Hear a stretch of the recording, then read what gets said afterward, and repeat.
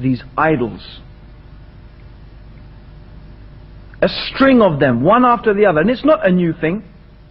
Not only, what's his name, Kurt Cobain, is that his name? The other one from Total Excess or In Excess, whatever it was, I can't remember his name. He died here in Australia. Killed, okay, Hutchins, whatever his name is. I mean, who cares, right? Okay, the guy hung himself, right? But, not only them, let's go back. Let's go back to the supreme sex goddess, Marilyn Monroe.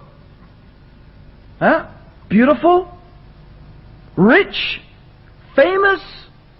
She had it all, didn't she? So how did she die? Huh? She killed herself. She committed suicide. So if this is supposed to be the answer to life, the purpose of life, the reason of existence, that surrounding yourself with these things is the source of happiness, where when we look at these people who have it all, we seem to find the opposite. You look at the list of millionaires: Alexander Onassis, Howard Hughes, Rockefeller, the Getty family. Read the biographies of these people. I don't think any one of you would want all their millions and have the life that they had.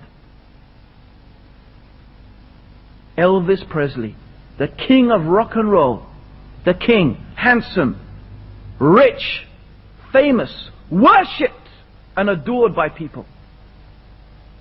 Look at him, 40 years old. I remember I cried the day he died.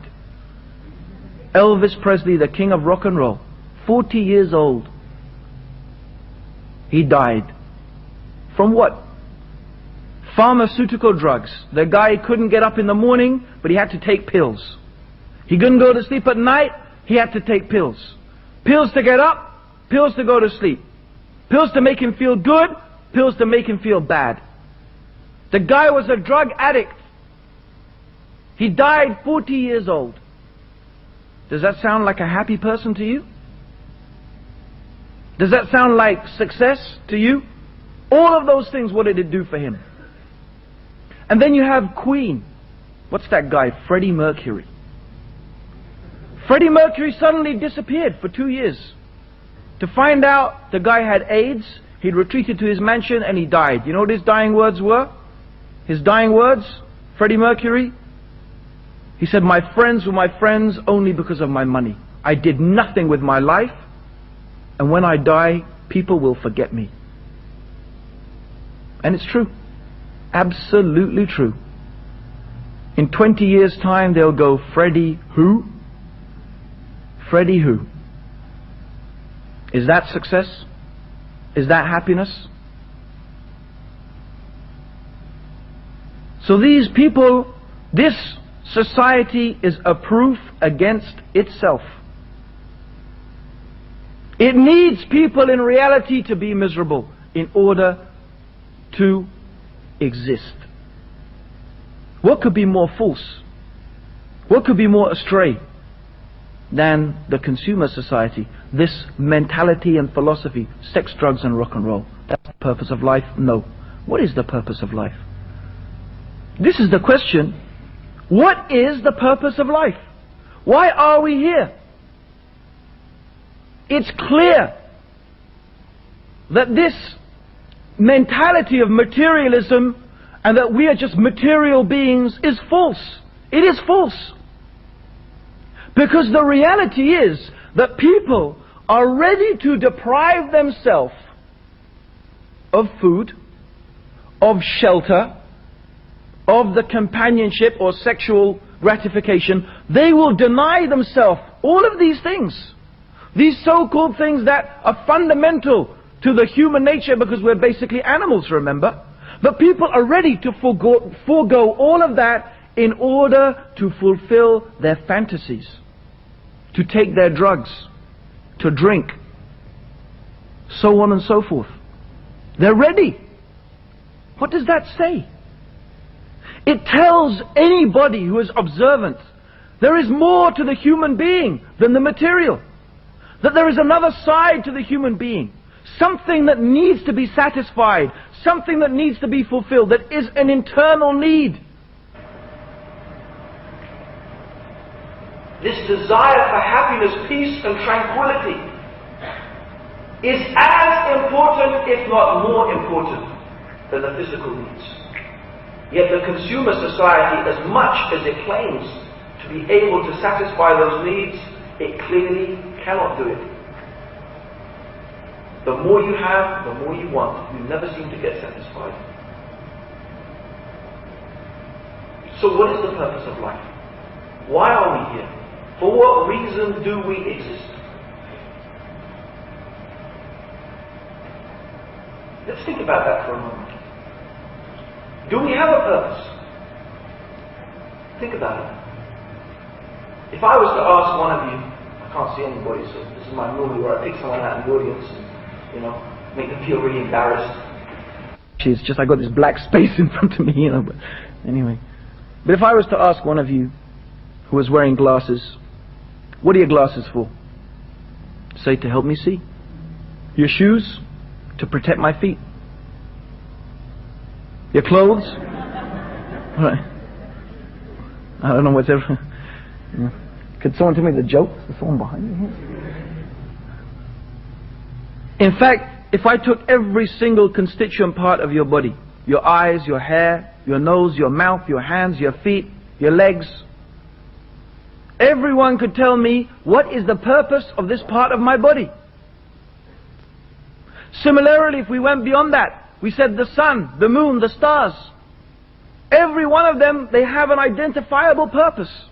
Even the humble earthworm has a very important purpose in helping to refertilize the soil. So therefore we want to ask this question. What is your purpose? For what reason do you exist? Is it possible that every single constituent part of your body has a purpose and has a function, but you, the totality, has no purpose and no function? You carry in your pocket some keys, a piece of metal, it has a purpose, and you, the carrier of the keys, has no purpose? Why are we here? For what reason do we exist? This is the question. And it is the failure to understand the reality, to understand the answer to this question. That is the emptiness in the human being that needs to be filled. How can you be happy if you don't even know the reason of your existence? How can you be fulfilled? How can you truly be at peace with yourself? Surely, with our minds, our intelligence, all our capabilities, is this for nothing? Just to what? Eat, drink, have sex, listen to music, watch Independence Day? For this? Is this the reason? No, surely there is another reason. And this is where the religion of Islam brings the answer. Because if we have this question, and we all have this question, and sometimes it takes something bad to happen in life for people to start asking themselves this question, because a lot of people might say, when you ask them, what is the purpose of life? They don't give you the answer, what is the purpose of life, as in, what is the reason of the existence of the human being? They will say, no. They will think of something which they've decided they want to do with their life, like they want to become a doctor, right? Or, the purpose of my life is my girlfriend or my boyfriend, or, I don't know, to see Michael Jackson in concert, or whatever, or watch Independence Day. So that might be the purpose of your life, you think. But it's the purpose in your life until your girlfriend leaves you. Your girlfriend leaves you, then you start putting your head in your hands. What's it all for? You want to become a doctor? You fail your degree. Oh, why am I doing this? Why? What's it all for? You suddenly realize that that thing that you made the purpose of your life, it fell away. And you realize, well, that wasn't the purpose of life after all. That was just some objective you had and some goal you wanted to reach. But no, we want to ask something more fundamental. Why do we exist? And how can we ever reach certainty? How can we ever reach definite, absolute certainty about this question? The only way, in fact, is when the one who created us and the one who brought us into existence tells us and informs us of the reason of why He created us. And that is the reason, or one of the reasons why Allah, He revealed the Creator, the one who created us, who knows us better than we know ourselves. He revealed the Quran to inform us of the reason for which He created us, and then how to fulfill that created purpose. So the Quran tells us, the Quran which is from God, from Allah, from the Creator of all things, وَمَا خَلَقْتُ الْجِنَّ وَالْإِنسَ إِلَّا لِيَعْبُدُونَ. The Creator informs us that He brought us into existence, and He did not create us for any other reason except to make ibadah of Him. What is ibadah? Sometimes you'll find the word ibadah translated as worship. This is a very unfortunate translation, and we don't have an adequate word really in the English language. Because when you say worship in English, you think of, people think of going to the church once a week, right? Or perhaps not even that. Perhaps they think of Christmas. That's it. Going on your knees once in a while, right?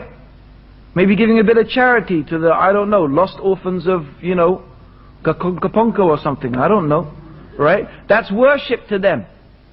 You think, what, life? That's the purpose of life, to do that?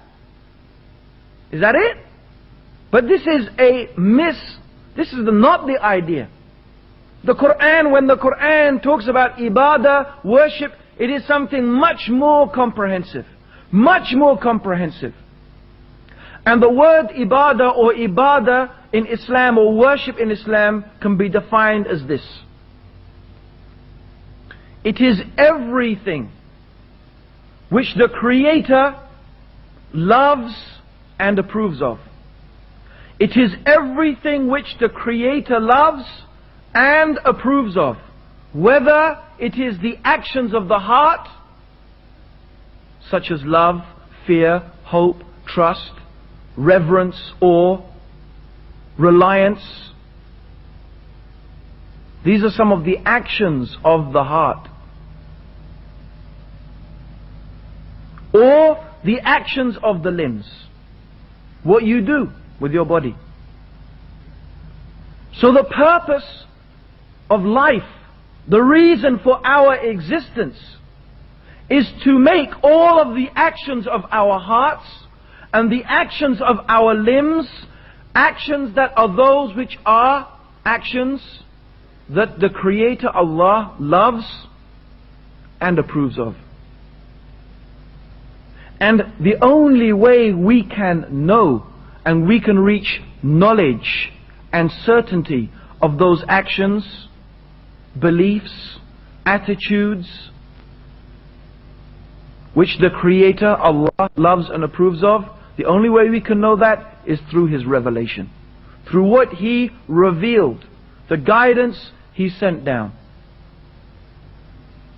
And this is the great bounty and mercy of Allah, that He did not leave us to guess.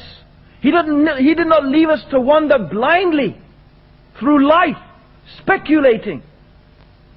But He gave us a revelation, and with this revelation He gave clear signs and clear proofs, so that anyone could know with certainty that this Quran is from Him.